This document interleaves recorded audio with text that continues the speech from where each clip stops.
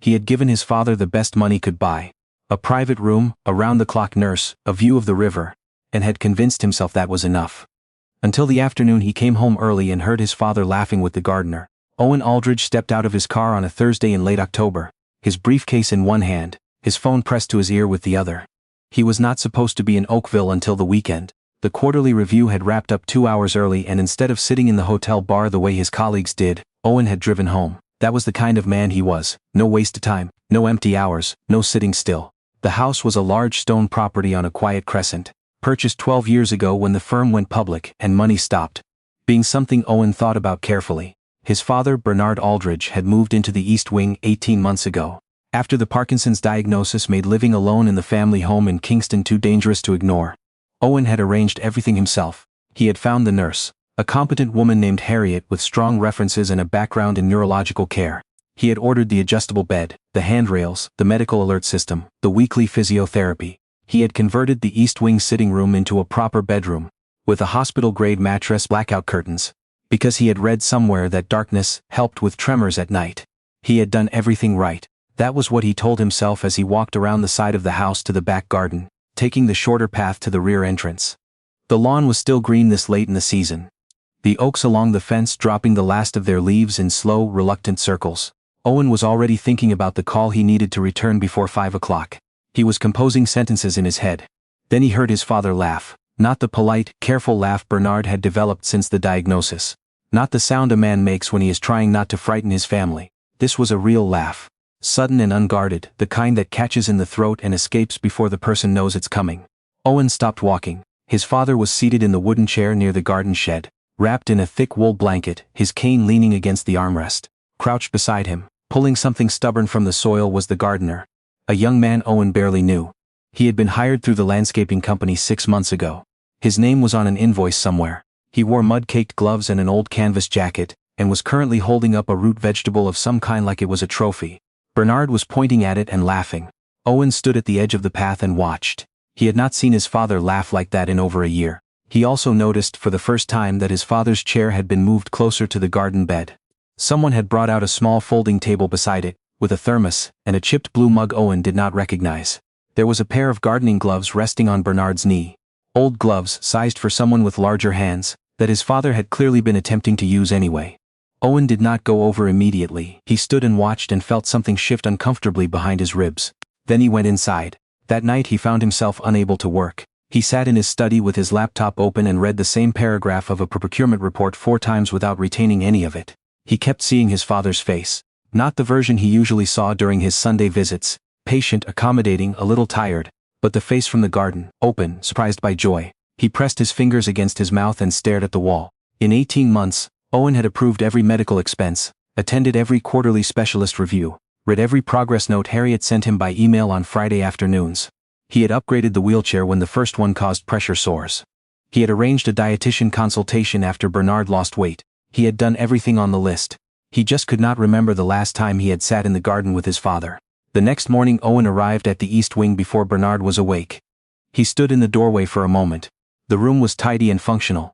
Harriet was already there, reviewing her notes at the small desk in the corner. She looked up without surprise. She had the particular composure of someone used to being invisible in other people's homes. He asked for the gardener's file. Harriet paused. The landscaping staff? Yes. The young man who was out back yesterday. She looked back at her notes. That would be Felix. Owen waited. Felix Martel, she said. He's been coming Mondays and Thursdays. I have his contact through the company. Owen nodded. Has he been spending time with my father? Harriet's expression stayed professional, but something in it shifted just slightly. He tends to set up near wherever Mr. Aldridge is sitting, when the weather allows. They seem to get along, Owen said. That's not what he's hired to do. Harriet looked at him for a moment without answering. Then she said no, it isn't. Owen told her to ask Felix Martel to come to the house the following morning before his shift. He spent the rest of the day at the office in Toronto, moving through back-to-back meetings with the focused efficiency that had made him one of the most effective managing partners the firm had seen in 2 decades. He closed a file that had been stalled for months. He approved a restructuring plan. He signed things. He answered calls. He moved the machinery of his professional life forward with both hands. He did not call his father. He had not called him on a Wednesday and he tried to calculate. He was not sure. Felix Martel arrived at 8:15 the next morning, a Friday. He was younger than Owen had estimated from a distance. Late 20s maybe. with the kind of weather-worn steadiness that came from years of outdoor work. He wore clean clothes and held his cap in his hands, which Owen noticed and then felt guilty for noticing. Owen pointed to the chair across from his desk. Felix sat without hunching, without performing nervousness. He just waited. Owen looked at him for a moment. He had intended this to be straightforward, professional, a conversation about scope of work and appropriate boundaries, the kind of conversation he was good at. "I saw you with my father," he said. "Yesterday afternoon." Felix nodded. "Yes, you were in the garden with him. He likes to be out when it's not too cold," Felix said. "I usually set up wherever he is." "That's not in your job description." Felix looked at him evenly. "No." Owen waited for more. Felix did not add anything. That bothered him. It would have been easier if the young man had defended himself or apologized or explained his reasoning in a way that gave Owen something to push back against. Instead he just sat there, not aggressive, not afraid, just calm. "You brought him tea," Owen said. Felix nodded. "He mentioned once that he used to drink tea in the garden when he lived in Kingston. I started bringing a thermos." "That's not your responsibility." "I know. And the gloves?" Felix paused for just a second. "He kept watching me work. One day he asked if he could help. The tremors make it hard, but..." He stopped. Then, he seemed to want to try. Owen's jaw tightened. He kept his expression flat. "Mr. Martel," he said, "my father has a nurse specifically hired to manage his care. He has a physiotherapist. He has a dietary consultant. He has a medical team in Toronto that reviews his file every 6 weeks. He does not need the gardener involving himself in his..." He stopped. Felix was looking at him without judgment. That was the problem. There was no challenge in it, no resentment. He just listened, and his listening left Owen's words hanging in the air between them, fully audible to both of them. Owen tried again. "I just want to understand what exactly is happening." Felix took a breath. "Do you want me to tell you what I see?" The question was quiet, ordinary, but it changed the room. Owen did not answer. Felix read the silence. "Your father sits by the window most mornings," he said. "He watches the garden. When the nurse goes to do her notes or answer her phone, he watches the birds at the feeder, and I think he counts them. He told me once he used to do that with you when you were young." Owen's hands resting on the desk went still. "He asks me sometimes how long I've been doing this work. He asks where I grew up. He tells me things, about the house in Kingston, about the hardware store he used to run with his brother, about the year the basement flooded, and your whole family lived on the top floor for a month." Felix paused. "He told me the flood was the best summer of his life." Owen looked away. He had heard the flood story. He had not thought about it in years. Felix continued carefully. "He doesn't ask about his prognosis. He doesn't ask about his medication. He asks if the dahlias will come back next year, and whether I think the oak at the back fence is going to lose that branch in the winter." He looked at his cap for a moment. "I think he just likes having someone nearby who isn't watching him for symptoms." The sentence landed softly. Owen felt it settle somewhere he wasn't ready for. He stood and walked to the window. The garden was empty and gray in the October morning. He could see the chair where Bernard had been sitting the day before, still positioned close to the flower beds. "You moved his chair," Owen said. "He asked me to. He said the view from where it usually is, by the far wall, makes him feel like he's watching from behind glass." Owen said nothing. "He wants to be in it," Felix said, not looking at it. Owen closed his eyes for a moment. When he opened them, he was still staring at the garden. The feeder was out there, an old wooden one he didn't remember buying. "Who put that? Who put that there?" he asked.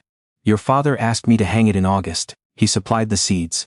He looked them up online, which mix attracts the most variety." Owen turned from the window. He walked back to the desk and sat down, but he looked different. Something had shifted in his posture. He was not smaller exactly, but the sharpness had gone out of him. "How often do you sit with him?" he asked. Felix considered. "Whenever the work is close enough. I try to position myself." He looked almost embarrassed saying it. "He talks more on Thursdays. I don't know why."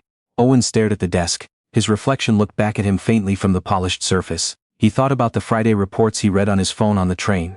Blood pressure within range. Appetite fluctuating, sleep pattern disrupted. Tremor frequency stable. He had read every one. None of them had mentioned the dahlias. None of them had mentioned Thursdays. He looked up at Felix. "That flood. Did he tell you which summer it was?" Felix thought. 79, I think. He said you were 7. Owen was quiet for a long time. He had been 7. He remembered the stairs with their feet in the water, and his father carrying him on his back through the kitchen, and the way they had eaten cereal for dinner 3 nights in a row, because the stove was disconnected, and Bernard had called it an adventure, and actually made it feel like one. He had not thought about that in 30 years. He exhaled slowly. "Why didn't you ask for it to be formalized?" he said. "If you were spending time with him, you could have raised it. With the nurse, with the company." Felix's mouth curved slightly, not quite a smile, because he didn't want it to feel like a program. The answer stopped Owen cold. He looked at the young man across the desk and understood for the first time that he was not dealing with an employee who had overstepped. He was sitting across from someone who had noticed what was missing and had simply, quietly, tried to fill it. And the thing that was missing had been Owen. He stood up and walked to the window again, not because there was anything new to see, but because he needed to move. The garden was still empty. His father would be having breakfast now in the east wing, probably looking at the feeder through the window if Harriet had remembered to open the curtains on that side. He said the flood was the best summer of his life, Owen said. Not a question, just the words. Yes, Felix said. We had nothing then. We'd just lost the first shop. My mother was working nights. He paused. I remember him saying the water gave us permission to start over. Felix was quiet. Owen turned back. He said that to you? He said it about you, Felix said carefully. He said you always knew how to find the good thing inside the bad situation. He said you got that from him but got better at it. Owen looked at the ceiling. He pressed 2 fingers against his mouth. A strange pressure gathered in his chest, the kind that had nowhere to go. His father believed he still had that. Believed it while sitting alone in a chair by the window counting birds waiting for Sunday. Take me to him, he said. Felix looked at him for a moment, the same way someone looks at a door that has been stuck for a long time and has unexpectedly opened. Then he stood. Yes. They walked through the house together down the long hallway with the runner rug Owen had chosen for its color and had never once thought about again. Past the framed photographs Owen passed every day without seeing. Past the hall table where the mail accumulated. Past everything that composed a life Owen moved through but rarely inhabited. At the door to the east wing Owen stopped.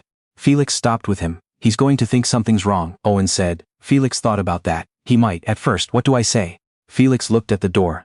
You don't have to say anything particular. You could just go in. Owen put his hand on the door handle and did not move for several seconds. He had walked into rooms with 100 people waiting for him to speak. He had delivered news that altered companies. He had sat across from people trying to ruin him and had not looked away. This door was 8 feet from his father. He pushed it open. Bernard Aldridge was in his chair by the window, exactly as Felix had described. The morning light came through the gap in the curtains and caught the white of his hair, and his hands rested in his lap with the careful stillness of someone who had learned to save his movement for when it mattered. He was looking at the feeder. A small bird. Owen had no idea what kind.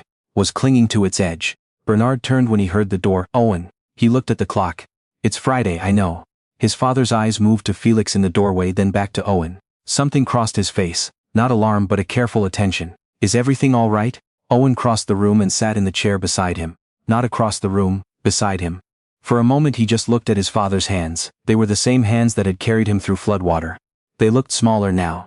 The tremor was faint this morning, just a slight irregularity at the fingertips. I saw you laughing yesterday? Owen said. In the garden. Bernard's expression softened. He found a parsnip the size of his forearm. I saw. Bernard looked out the window. He doesn't fuss, he said quietly. Some people fuss. Owen understood what he meant. He didn't say so out loud. He was learning to let things be received without filling them with words. Dad, he said. When was the last time I sat here with you? His father did not answer immediately. He watched the bird on the feeder, and then he said out. Bernard pointed this out. You visit Sundays.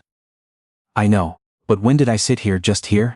Bernard was quiet for a moment. You're a busy man, Owen, and there it was. The same courtesy his father had always extended him, the same protection. I know I am, Owen said, but I'm asking. Bernard's hands shifted on his lap. The tremor moved through his left hand and then stilled. He looked at it without expression, the way someone looks at weather. Something that is simply happening and must be waited out. You don't have to do this, Bernard said. Whatever Felix told you, he means well, but I'm not complaining. I have everything I need. That's not what I asked. His father looked at him. I asked when I last sat with you. Owen said. Not visited. Sat. The word landed between them. Bernard held it for a moment. February, he said finally. The afternoon your aunt came from Halifax. We sat in here after dinner and looked at the old photographs. February. It was October. Owen looked down at his hands. He was not prone to demonstrations of feeling. Had never been, even as a boy, which had always struck his mother as ironic given how freely Bernard had felt things. But sitting there in the chair beside his father, in the east wing he had designed and furnished and arranged and paid for and rarely entered, Owen felt the full weight of 8 months accumulating on his chest.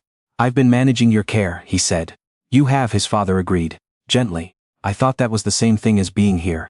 Bernard said nothing. He did not need to. The silence in the room was not hostile. It was the silence of a man who had been waiting for someone to arrive and had simply learned to wait well. Owen stayed that morning for 2 hours. He did not check his phone. He did not answer the 2 calls he felt vibrating in his jacket pocket. He sat beside his father and they talked about the nuthatch and about the parsnip, and Bernard told him about a particular storm that had knocked a birch tree onto the hardware store roof in 1987. And Owen listened in a way he had not listened to anything in years. Without composing a response, without mapping where the conversation was going, without one eye on the clock, When Harriet came in to check Bernard's mid-morning medication, she paused in the doorway for just a second. She covered her reaction quickly, but Owen saw it. He had surprised her. He was in the house on a Friday, in the East Wing. With his father, she set the medication down without comment and left again. Owen appreciated that. He was still learning how to be in this room without managing it. Felix had gone to the garden by then. Through the window, Owen could see him working along the far fence, methodical and unhurried. Bernard watched him too for a moment. He lost his grandfather 2 years ago, Bernard said. Owen looked at him. He doesn't talk about it much, but I can tell. Bernard watched Felix move through the garden beds. He takes care with things, the way people do when they understand that time runs. Owen was quiet. I like that about him, Bernard said. He doesn't pretend time isn't running. The words sat in the room like something that had needed saying for a long time. That afternoon, after Owen returned to his own side of the house, he stood in his study for a long time without sitting. He looked at the documents on his desk. The contracts, the schedules, the tidy architecture of a life organized around output. He picked up his phone, he put it down, he thought about February. The following Monday he moved his laptop to the small sitting room that connected to the East Wing. He told his assistant he would be working remotely on Mondays and Fridays and possibly Wednesdays, and that calls before 10 were to be rescheduled unless they were genuinely urgent, and that genuinely urgent was a smaller category than she might think.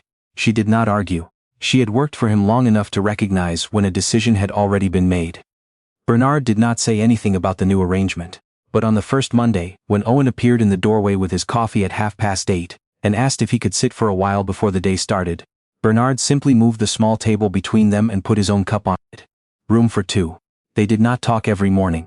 Some mornings Owen worked and Bernard read, or dozed, or watched the feeder with the patient attention of someone who had learned that watching was a skill. Some mornings Bernard asked about the firm and Owen told him more than he usually did.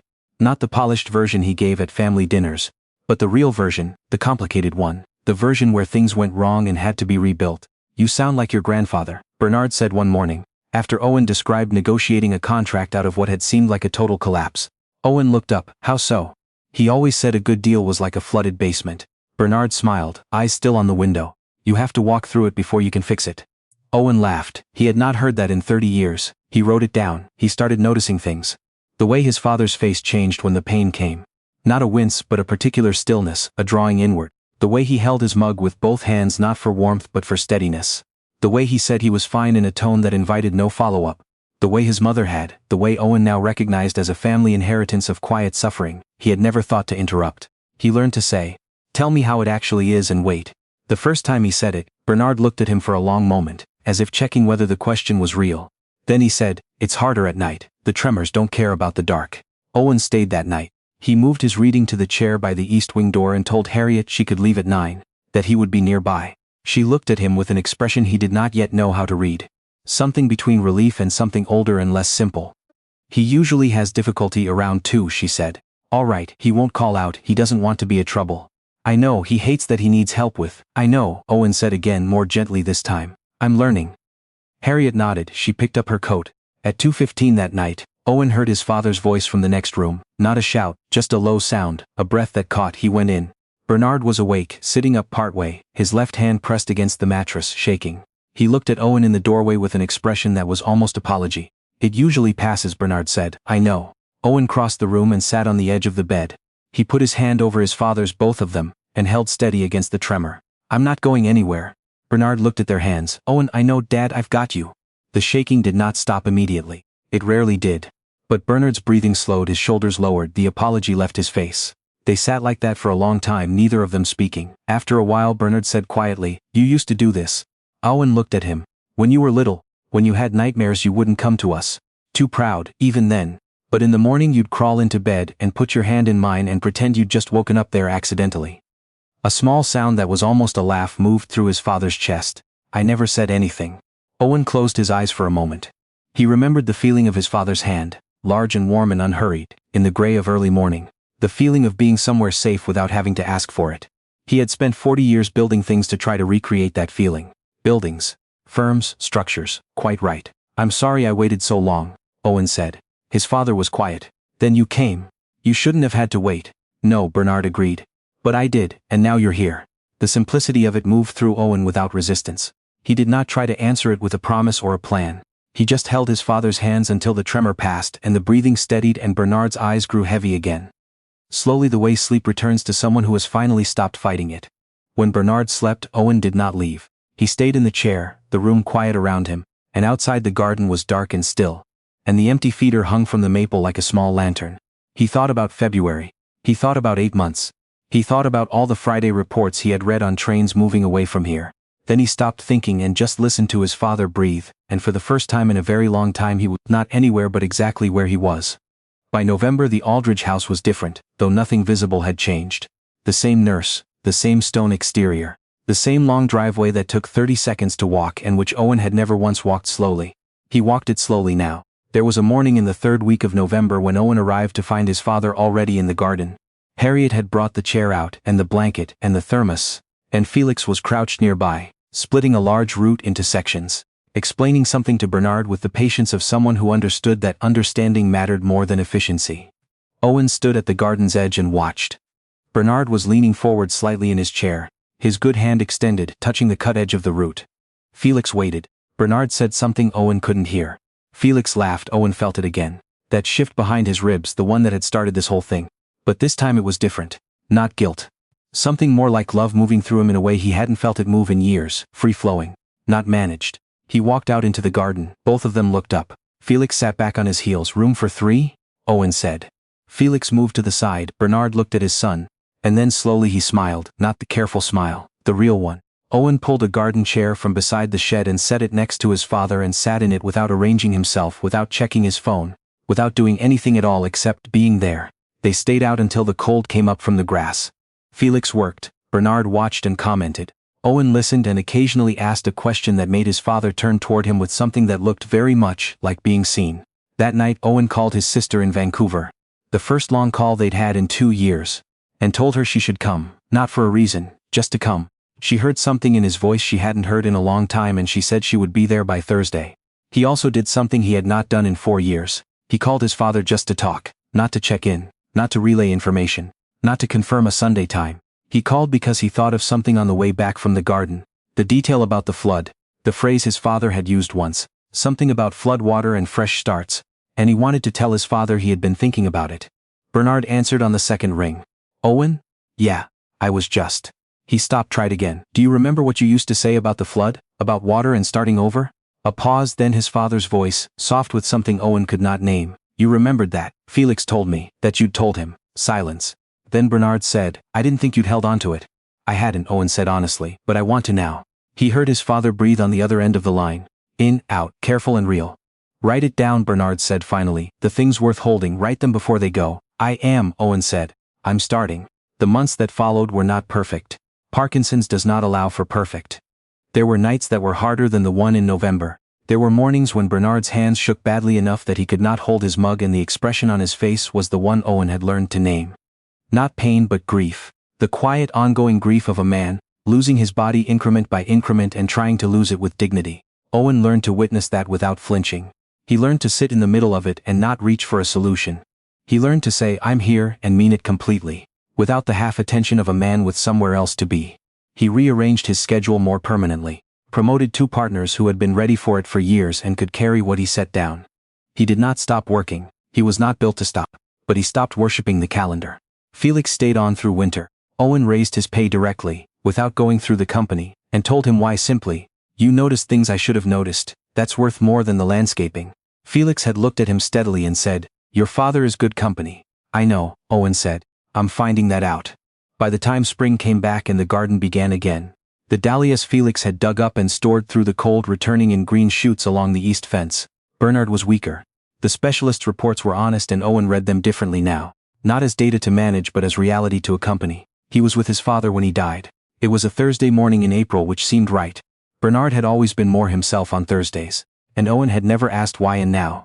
He thought it might simply have been a day, when the light came through the east window at the right angle. And the birds were particularly active. And some mornings are just more themselves than others. Bernard went quietly, with the morning light on him and Owen's hand in his, and Harriet sitting at the edge of the room with her hands folded.